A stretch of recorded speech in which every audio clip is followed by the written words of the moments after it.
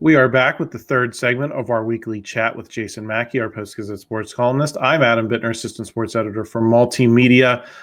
We're here on the PG Pirates page now, Jason, talking about the week that was for the Pirates.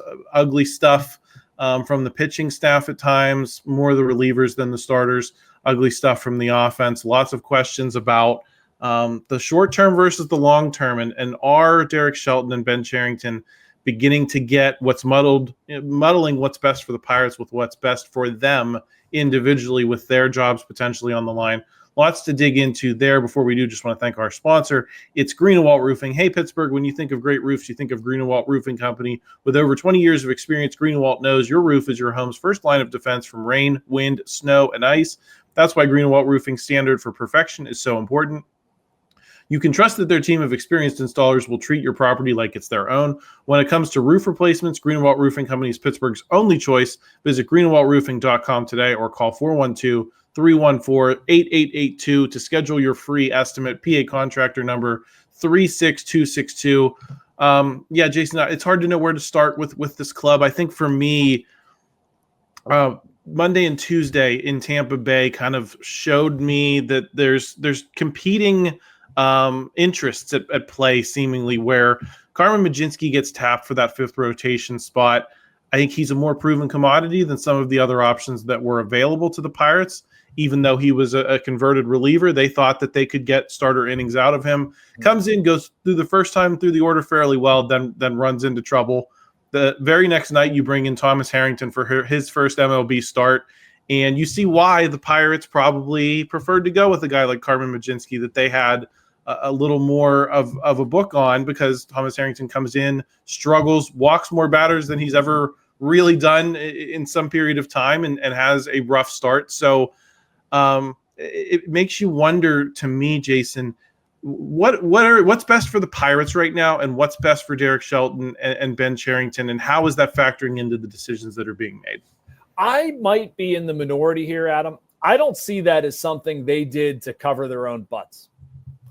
Maybe sending David Bednar to AAA is something you can accuse them of doing to cover their own butts. Like, if you had somebody who was a little bit more sure in their job status, maybe you allow David Bednar to continue his work up here and just pitch the sixth inning or something like that. They obviously send him down. You're not willing to live with the poor results.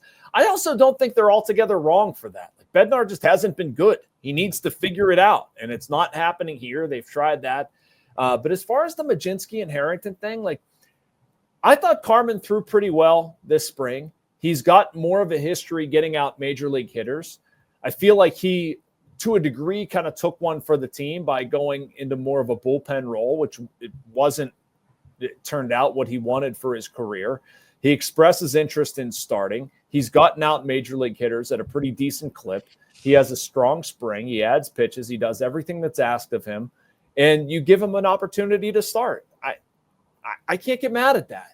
And I don't know if that says anything about Shelton's job status or Cherington's job status. And that's, they haven't done a great job. Clearly, I'm not defending them. I'm just saying that, like, I understand the move with Carmen and even Harrington. Like, I've gotten a couple emails of people saying they didn't put Thomas Harrington in a great position to succeed. And I don't know if I agree with that. Like, he just didn't pitch that well. He's a young guy making his first MLB start. I think he had some nerves. And they're trying to manage innings as best they can. If I can lobby one criticism about the Pirates and how they've handled starting pitching right now, it's that they're overthinking it. They're trying to do too much. Like, you start the season 1, 2, 3, 4, 5, 1, 2, 3, 4, 5, 1, 2, 3, 4, 5. Don't overcomplicate it. Don't try to build in a bullpen day and we're going to make sure that Mitch starts the home opener. Screw that.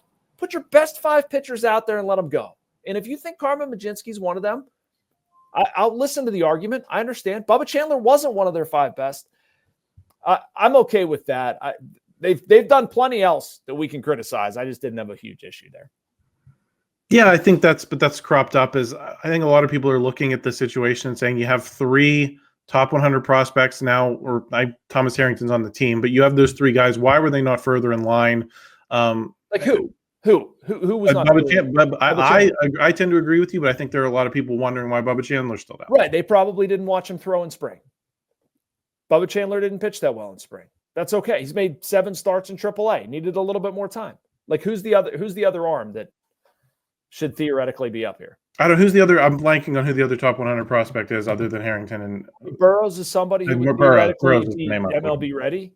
I mean that's where, but like Burrows pitched in Major League Baseball last year. He didn't have that good of a spring. Harrington was better. Mlodzinski was better. Mlodzinski has more Major League experience, so you keep him on the roster. Harrington also, they never actually sent Harrington to Indianapolis. He stayed in Bradenton in case something like this. That's what I mean. Like, I think they overthought this.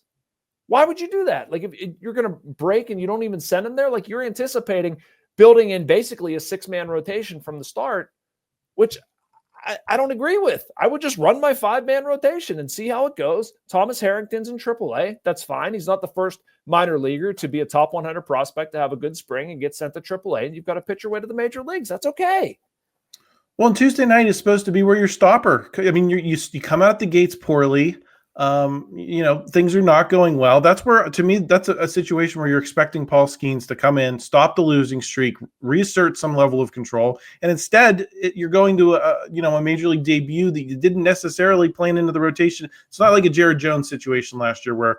It wasn't even supposed to, though, theoretically, Adam. I mean, if they hadn't have used their bullpen all through the Miami series and then Monday night, it would have been a bullpen game, and they would have kept Harrington in Florida. That's what I mean. You're overthinking it. Them. Right, but either way, you're not bringing in a stopper. So why? What is the motivation here? Is it to keep the innings down? Because I think I asked you that on a podcast, earlier in spring training. Are they going to let Paul Skenes just loose? Is there an innings limit on him? And when you make moves like this and you handle it this way, Jason, it does cause me to wonder what the plan is with Paul Skenes, who is your best player. Yeah, I mean, I don't think they're limiting his innings right now. Maybe they would later in the year. I don't think they want to. I think what they're trying to do is, and this is different. Just they're overly cautious about it. I don't think they want, like, you can see the way they've built him up over spring. You can see the way they've built up other starters over spring. Like, these guys aren't even fully stretched out. Now, they should be after 6 weeks. Don't get me wrong, but I think that's what we're seeing, that they just want to we can give Paul an extra day. Or, we probably, I think they're not going to say this, but we have Mitch Keller, who started the past 2 opening days for us. We had to bump him because obviously you start Skenes for game 1, but you're going to move Keller to the home opener. That's still special. He gets a start, but like that shouldn't be a concern. Just run your 5 best pitchers out there and you solve the problem. Yeah, I mean, I roll my eyes at that, Jason. If that is their logic and it's all about I don't disagree with you. I'm not trying to sell it to you, believe me. And especially when you lose as badly as they have in this first week, it just seems very unserious to me. The way they've handled that, and it's the way they've played offensively, which I think is a nice transition. Incredibly sloppy stuff from that side of the equation. Who are you genuinely worried about offensively at this stage, and who do you think is going to figure things out here? And it's just a small sample size situation. Tommy Pham's at bats have not looked great. I don't want to say I'm actually worried about anybody, Adam. That feels silly after 2 series. I think what I'm maybe more worried about, or I think is a greater concern, is just the volume, the pure ability to score runs. Has anything fixed? Top to bottom, is this lineup going to threaten anybody? I think there was a hope that it would. I didn't expect it to fall this flat this early. Right now, I know as soon as I say this, I'm like checking the game day situation. I feel like they're going to score about 7 runs. But no, it's not as threatening top to bottom as I would hope it would be, given where we're at, the changes that they've made, at least philosophically, coaching wise. Like, I think they thought they could get through to a lot more players, and they're just not as dangerous as they should be. Well, and I don't think they're consistent, Jason. I think that's the big problem. What was it? They've been consistent so far, Adam. Well, yes, in that way. Consistent of nothing. I think it was 9 singles Tuesday night, and that lost to Tampa Bay. So, and I think we saw at times last season, Jason, it wasn't as if they never scored and they went through unending cycles where they couldn't score. They'd score a lot of runs some days. Yeah. But can you do it on a day in, day out basis? And if you're just stringing 9 singles together, it's going to be hard to score runs over the long term, even if you're drawing some walks and stuff like that. You need some level of power. And I was watching that game. I think Brian Hayes laced that ball down the right field line. It bounces off, takes a perfect carom, and he only gets a single out of it. I think that's emblematic of the problem here, Jason. Is I'm not asking them to have like murderers row and 340 home run hitters or anything, but if you don't have the ability to add some power to the situation, you're putting pressure on stringing singles together or playing small ball and stealing bases, running the bases well. And we haven't seen them do that either. Yeah, you're exactly right. You're exactly right. It's been the only thing I will counter with, and I'm not trying to defend the offense because it hasn't been good enough, believe me. But I do look at like Pham, Suwinski, Hayes, Rodriguez, Triolo. They're hitting 095, 118, Endy's at 071, Triolo 091, as we record this. Even if they're bad, it's not going to be that bad. Like there is going to be an uptick in there somewhere. It's just a horrible time for a season, just very blanket slump, basically. I don't know the exact word I'm trying to say, but yeah, I mean, it needs to be more than stringing singles together. I don't think anybody expects them to hit 2-3 homers a game, just some gap-to-gap power that has been non-existent so far. Too many strikeouts. They're getting on base, but yeah, like you're saying, they're just not putting any pressure on anybody. I'd like to think that some of the names they have in that lineup can't possibly be as bad as they are right now. Jason, you said 84 wins a week ago. Have you seen anything that's causing you to edit that yet? Yeah, every game they've played. I mean, come on. It looks... the fundamental stuff too. The fundamental stuff's killing. Like I made that prediction, thinking, believing stuff would change. What they've shown me through 7 games is that nothing has changed. The offense is not good enough. The fundamentals aren't good enough. The bullpen is nowhere near good enough. I mean, they've just continued on with last season. So it may be a case that it's shame on me for expecting or thinking something would change, because as of now, nothing has changed. I know people watching this are going to say, oh, that's because of the owner. That's fine. But he has nothing to do with, executing a pitch in the 8th inning. Should be able to do that. So yeah, I mean, as we sit here today, Adam, I should probably edit that, but thankfully that's not a formal undertaking, and I'm going to have to ride it out, and I'm going to have to try to convince myself that there's going to be some way that they get to 84 wins. But right now that feels awful hard to say. Well, and regardless of what they do while we're recording here, whether you win in Tampa or not, you're coming back at best 2-5. I think something we've talked about a lot on some of these shows, I've done so with Paul Zeiss as well, is that it's hard to build pressure on the Pirates, at least with the in-ballpark crowd, because sometimes there's not a ton of people there, or sometimes if you get a big crowd, it's a lot of people there for fireworks night, and they're not the hardcores. But opening day is the one crowd you can count on to be kind of rabid about the baseball. You're going to have the Yankees in town. Do you think this is building toward opening day being a bit of a crap show in terms of the crowd and the anger? And if the Yankees jump on them for a couple of runs early, are you going to hear boos loud often, directed at the ownership, directed at the general manager, the manager himself, and the way this team is playing right now? Yes, and yes. I'm fascinated by what the atmosphere is going to be like on Friday. And I agree with you. I know I made a funny face that people on YouTube can see, but our traditional podcast audience can't. But I mean, typically, yes, it's an excited fan base that couldn't wait to come back to the ballpark, something like that. This ain't that. There's going to be a lot of Yankees fans there. There's going to be a lot of people who are mad about the Pirates there. Even introductions, man. I was talking to somebody earlier today about the reception that Derek Shelton's going to get. He's going to get booed vociferously. And no win against the Rays today is going to change that. And if they get down early, if they play poor, there's going to be a lot of boos and a lot of demonstrating that fans are fed up.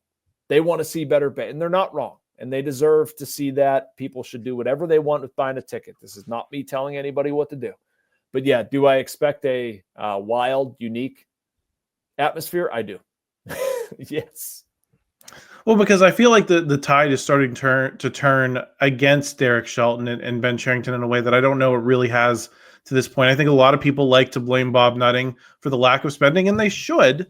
But I look at the situation and say, I think the reason the Pirates aren't good is Bob Nutting. The reason that they're not a 90-plus win team and his commitments, I think you have to have that to be a good team consistently. I think the reason the Pirates stink comes from the top below Bob Nutting, with the way Ben Cherington and Derek Shelton have developed this situation. And it seems like that is what is coming into focus here.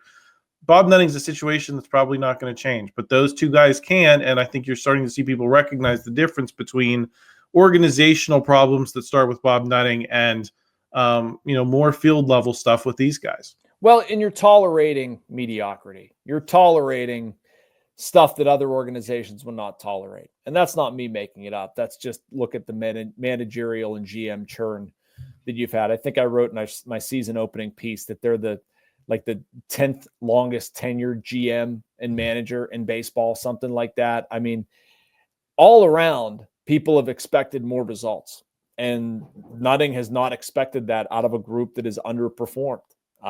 I've been with the Pirates and given them the benefit of the doubt when they blew it up and rebuilt and did all this stuff, and they stunk in 2021, 22, et cetera, and given them an opportunity to change processes, to change coaching, to do all this stuff, because it can be done.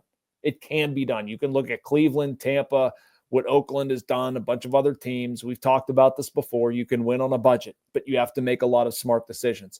The Pirates, this group specifically, they've not made enough smart decisions. And Bob Nutting has allowed them to continue to make poor decisions. And for right now, we're not seeing any indication that anything's going to change, and it should. And you should bring in people that are demanding excellence regardless of the payroll. That's not absolving Bob by any stretch. Should spend more. I wish they spent more. The payroll should be higher. But the things like poor fundamentals, why you can't build a bullpen, why you can't have a gap-to-gap offense that generates some runs whatsoever, why you can't draft the right players, why can't you develop them, why can't you get them internationally. That stuff, the Pirates have the same sort of bite at the apple that everybody else does. They just haven't converted on that stuff. Yeah, and that's why I'm going to be interesting to see how Friday goes, because we did see the Pham pressure applied to the Penguins, and Ron Hextall did not last very long once those fire Hextall chants started. It was a similar situation with Matt Canada and the Sealers. If there's a vociferous crowd, does that ramp up the pressure on Bob Nutting to do something sooner than later? I'll be curious to see. Jason, thanks for joining me this week. It's been a delightful chat, even though the topics aren't always the sunniest in Pittsburgh sports right now, but I appreciate you stopping by. We'll be back here next week. It'd be fun to talk about some winning and some positivity for once, Adam. Come on. We gotta hook onto something that is like rays of sunshine. Well, we'll see. Maybe next week things will change a little bit. But anyway, everyone, thank you for subscribing. Please like this video if you enjoyed it. Help us out in the YouTube algorithm, and we'll talk to you again next week.